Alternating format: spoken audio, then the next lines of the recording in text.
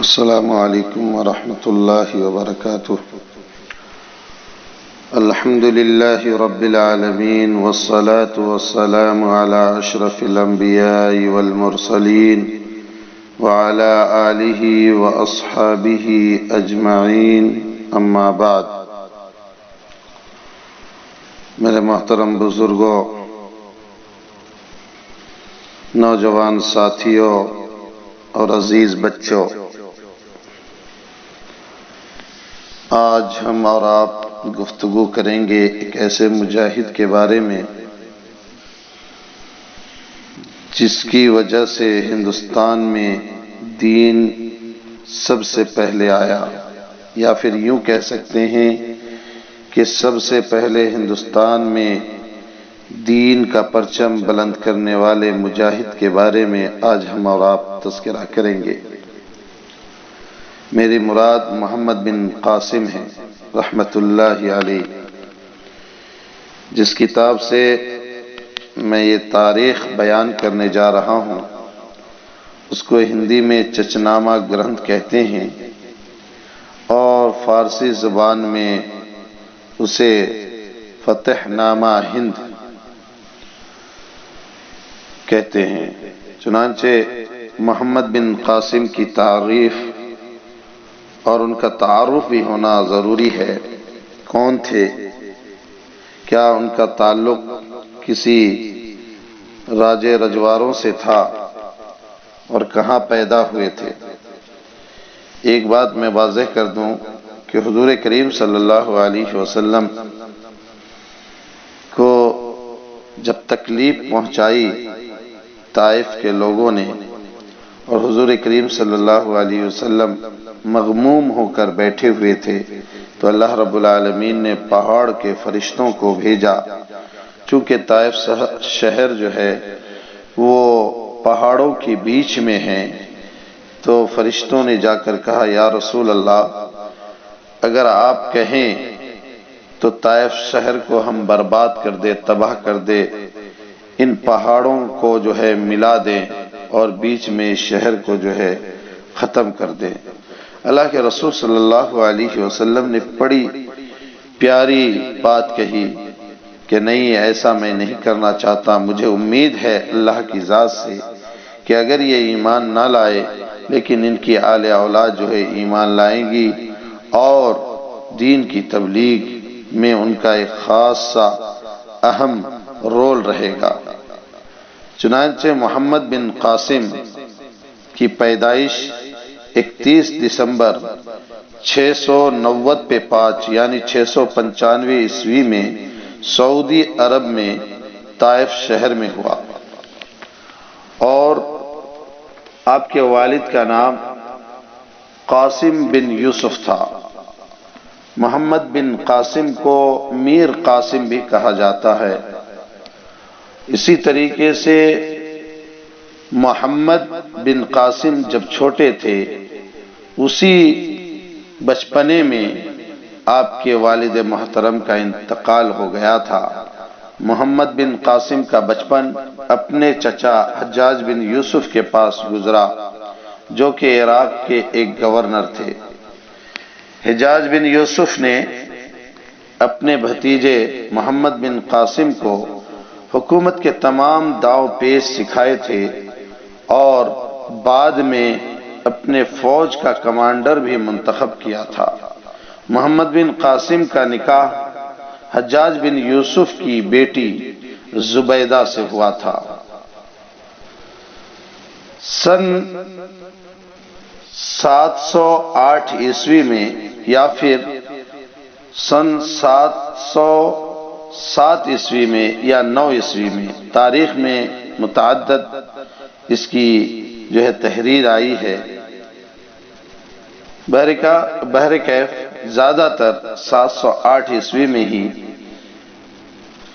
بیان کیا جاتا ہے کہ 708 عیسوی میں سندھ کے علاقے دیول بندرگاہ میں عراقی ایک جہاز کو لٹیروں نے لوٹ لیا۔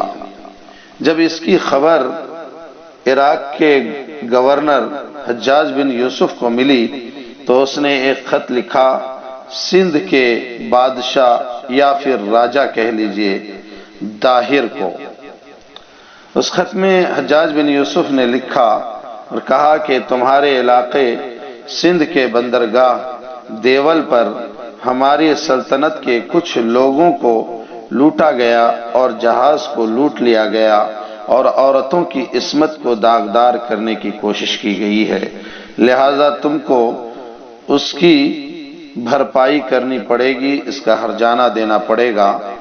تو راجہ داہر نے جواب میں خط لکھا اور کہا کہ راہزن اور ڈاکو میرے حکومت کے لوگ نہیں ہیں، لہذا میں اس کی بھرپائی نہ کروں گا۔ یہاں ایک بات واضح کر دوں، یہ عراقی جہاز سری لنکا سے آ رہا تھا اور اس میں سوار زیادہ تر عورتیں تھیں۔ اصل اس زمانے میں تاجر لوگ تجارت کرنے دور دراز کا سفر کرتے تھے اور یہ تمام لوگ جو ہے پانی جہاز یعنی اسٹیمر کے ذریعے سے سفر کیا کرتے تھے۔ تو سری لنکا میں کچھ تاجروں کو قتل کر دیا گیا۔ اس کے بعد وہاں کے بادشاہ نے عورتوں کو جو ہے عراق کے لیے روانہ کیا۔ بہرکیف جب راجہ داہر نے کہا کہ میں اس کی بھرپائی نہیں کر پاؤں گا یا نہیں کروں گا، حجاج بن یوسف کو غصہ آیا اور اس نے سن 710 عیسوی میں عبید اللہ کے قیادت میں لشکر بھیجے جس کو راجہ داہر نے کھدیر دیا۔ پھر کچھ سالوں کے بعد، 1 سال کے بعد سمندر کے راستے سے بدیل نامی شخص کے قیادت میں لشکر بھیجا اور اس کو بھی راجہ داہر نے کھدیر دیا۔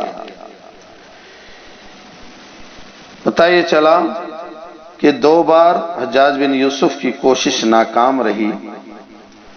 پھر سن 712 عیسوی میں محمد بن قاسم کے قیادت میں 15,000 لڑاکو بھیجا جو کہ ہر اعتبار سے مستعد اور تیار شدہ تھے۔ جب محمد بن قاسم سندھ کے دیول پہنچے تو سب سے پہلے راجہ داہر کے جو مخالفین تھے ان سے دوستی کی، یا پھر یوں کہیے راجہ داہر کے مخالفین محمد بن قاسم سے جا ملے اور تمام راز کی باتیں، خفیہ باتیں بتا دی، جس کی وجہ سے دیول بندرگاہ پر محمد بن قاسم کا قبضہ ہو گیا۔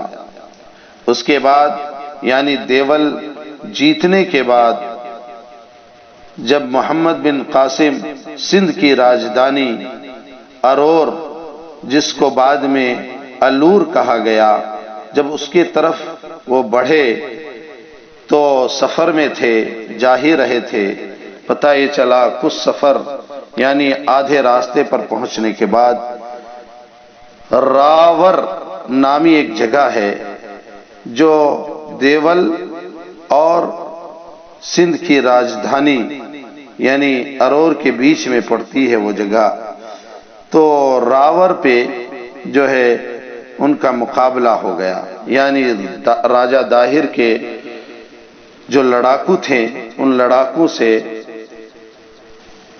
محمد بن قاسم کا آمنا سامنا ہوا، چنانچہ بڑی قتل و غارت ہوئی اور اس کے بعد جو ہے راجہ داہر اس جنگ میں 20 جون سن 712 عیسوی کو مارا گیا اور محمد بن قاسم کو فتح نصیب ہوئی۔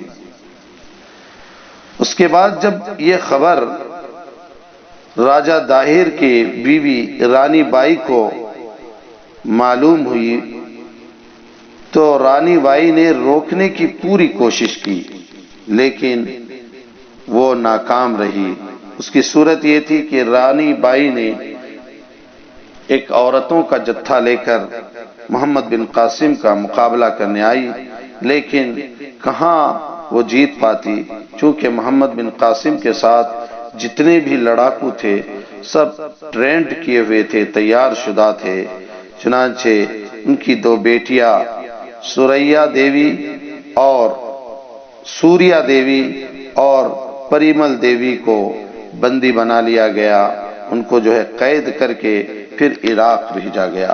اس طریقے سے محمد بن قاسم نے سب سے پہلے ہندوستان کے اندر جو ہے اسلام کے پرچم کو لہرایا، اور اس طریقے سے اسلام جو ہے ہندوستان میں آیا۔